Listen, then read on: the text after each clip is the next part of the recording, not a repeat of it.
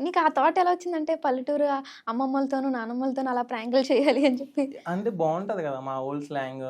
హ్మ్. హ్మ్. అయ్యి బాబోయ్ ఏంట్రా మనకు టైప్. బావుంటది గానీ, బయట కొంతమంది ఈ ఈస్ట్ గోదావరోళ్ళు సాగదీసి మాట్లాడతారు.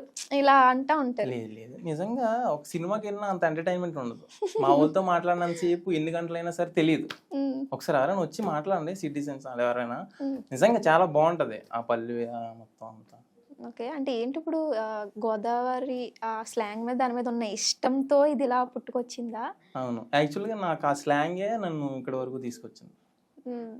యాక్చువల్గా నన్ను చూసి ఏం కాదు, ఓకే. మెయిన్ నా వాయిస్ని అండ్ నేను ఎవరైతే నీకు నువ్వు బానన్నావులే. బాబోయ్ ఎందుక అంత సెటర్లు ఏముంది కానీ అదే.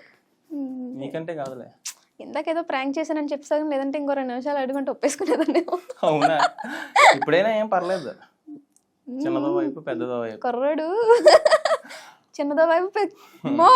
అంటే నిజంగానే పెళ్లయిందా? అయిపోయింది సీరియస్‌గా? నిజంగా.